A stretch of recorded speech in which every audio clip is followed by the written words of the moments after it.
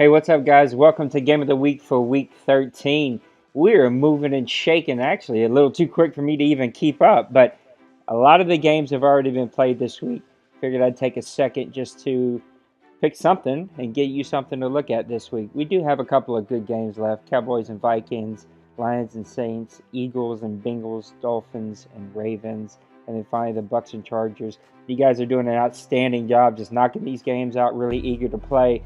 I know some of you are like me, we're ready for the off season to get here so that we can enjoy a new season and a new attempt to make a run at this. I'm going to go ahead and go with the Cowboys visiting the Vikings. There's an outside chance that this game may not get played. We haven't heard from Big Hurt in a couple of days, so hopefully he'll pop around. He's just been busy with work or whatever, and we can get this game played. But the Cowboys are going to hit the road to visit the red-hot Vikings. Let's take a look at some stats here to show you what these two teams look like. And take a look at the Cowboys first. They actually come in with the 21st ranked offense. They're really struggling on offense. Only 324 total yards. They do have 21 passing touchdowns, which is really good.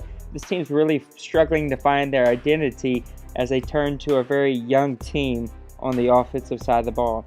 On defense, they come in at the 15th ranked defense. 623 rushing yards allowed and 11 interceptions.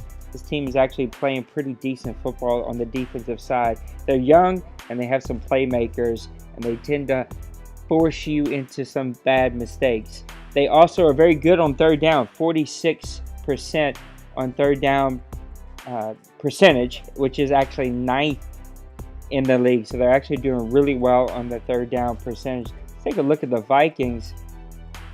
On offense, this team is red hot. They come in as the 10th ranked offense, 3,766 total yards, 163 first downs, which is really, really good. On defense, they're even better. They're going to come in as your 4th ranked defense in the league, only allowing 692 rushing yards. This team is extremely hard to rush the ball on. They have playmakers and speed all over the place, and their linebackers really are able to get after you and make plays. It's proven by the 30 sacks that this team has on defense.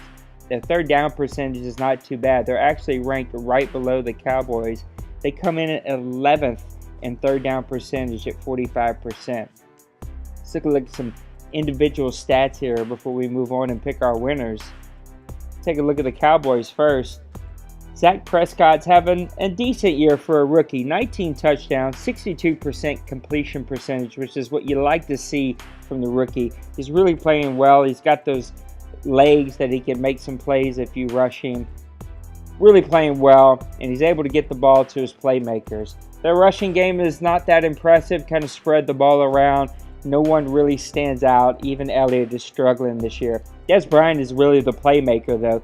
52 receptions for the outstanding receiver from Oklahoma State. 909 receiving yards and 11 touchdowns on the year. This guy is playing extremely good.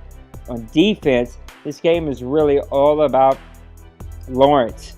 Watch these stats. 20 tackles for loss to go along with his 4 sacks, 46 tackles on the year.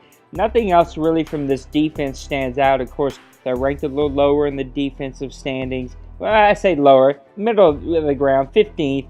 So they don't really have a ton of playmakers, but Lawrence is really making plays for them. He's using his speed, he's getting around the corner, he's hitting players in the backfield, and he's making plays. Look at that Vikings team, who's really known for their defense. They really have speed in every aspect of their defense. This is going to be led by Griffin. We're going to look at the sacks here. Everson Griffin's leading this team with 13 tackles for loss, that's Griffin. It's got 10.5 sacks.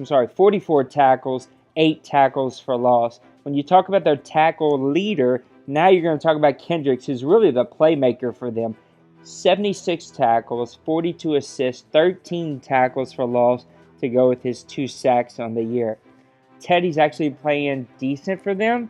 Nothing really outstanding. You do like the 63% completion percentage and the 2,500 yards. He's just turning the ball over way more than you'd like to see. 15 touchdowns to go with 15 interceptions.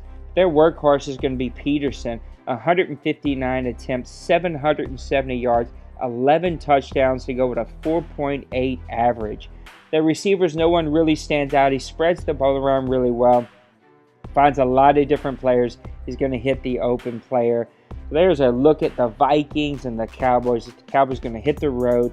I'm going to go ahead and take the Vikings in this game.